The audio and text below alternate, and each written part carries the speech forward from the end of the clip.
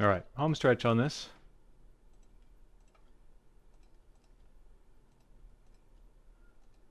I'll just go around the perimeter here.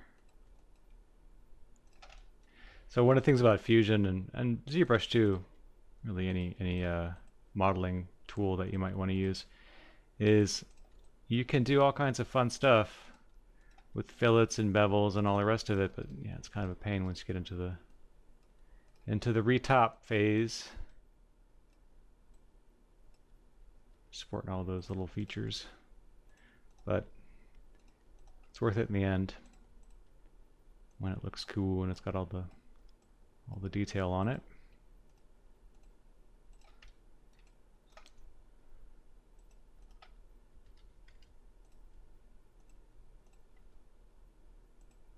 And again, we're not going to build that in.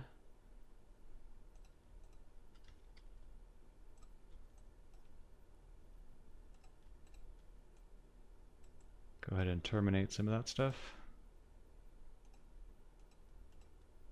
It's kind of a happy accident. Like this piece of geo and this piece of geo, they'll never speak to each other. So like we don't necessarily have to line everything up perfectly here, but it's a good idea to just keep things consistent in terms of overall density of geometry. Like I wouldn't want to have like a bunch of edges in there like that. Also, they don't really contribute to the silhouette in any way. If there was detail up here that I needed to support, then it would be a totally different situation.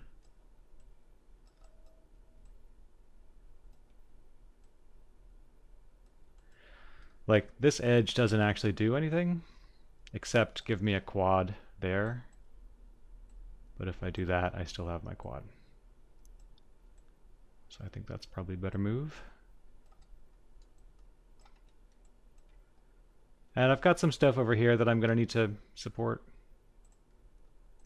So it makes sense to have at least one edge loop running along the top here.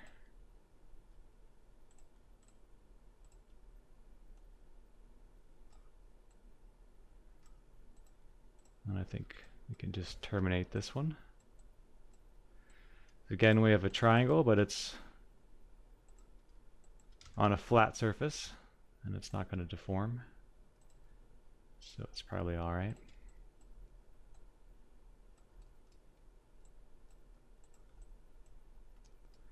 Make sure these things are right up on that edge there.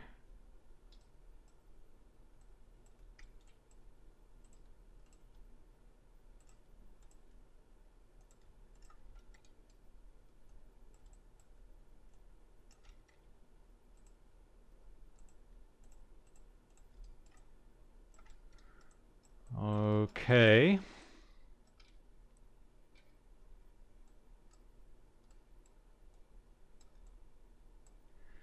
So we know that this, like if I go to the, whatever, top view or something, this line here, all these edges, they're supposed to be that feature, like if I hide, let me hop out of quad draw for just a second. That line that they're all sitting on is perfectly straight. Like it lines up beautifully with the edge there, very, very straight. So we would like it to be straight on the low poly as well. But it's going to be really hard to do that because we're a human being and that's just not really something that's feasible. But it's very, very easy to select the whole thing in regular modeling mode and just to scale it nice and flat. You can see all of the variation there. Oh, you know what? I've got live surface on. Let me undo that. Turn off live surface.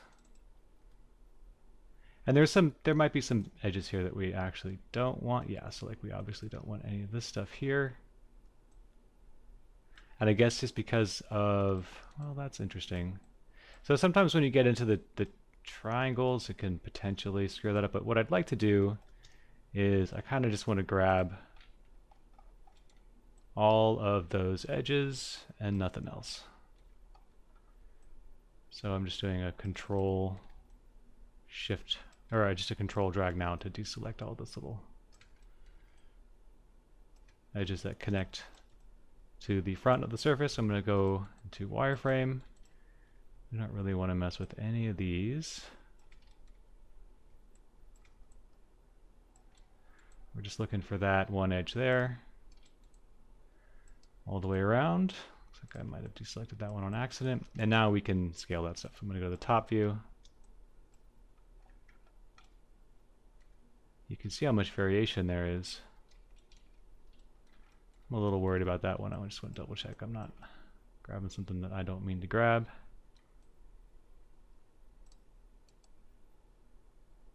Doesn't look like it. Okay, so we can go ahead and scale those flat. This is not a bad idea to do periodically. Once you got a section done and you can be reasonably confident, like I think that top surface there is probably okay. Whatever. It's easy enough to fix if we want. So now if I hide the high poly, that edge there is going to be planar and awesome. Nice and clean. And then we can also just grab all these faces out there if we wanted as well. I may hold off on that because they have been all stuck to that surface, so it should be okay. All right, let's enable quad draw. We will turn this thing back on, make it live again. Whoops. Looks like I changed my menu 1 second. So that can be a little bit of a tricky problem to solve. If something from your UI suddenly goes missing, all you have to do is go to Windows, UI Elements, and then just look for something that you may have turned off, turn it back on, and celebrate, move forward. Okay, so I'm going to go ahead and make the high poly live. We can go back to the low poly. It'll automatically go into quad draw mode. So now I have all of these edges here basically already in existence. So part of me wants to just, let's see, maybe I can use one of these little quad draw tricks now. So let's scroll down, take a quick look. So it looks like if I use tab and middle mouse button, I can drag to extend border edge loop. So that's going to be tab and middle mouse button, and let's see what happens. Well, marginally useful, but not that great. Anyway, you kind of see like, it's like almost there, but not quite really what I'm looking for. All right, I'm going to go ahead and just do this other edge here by hand, and I'll try to speed that part of the video up.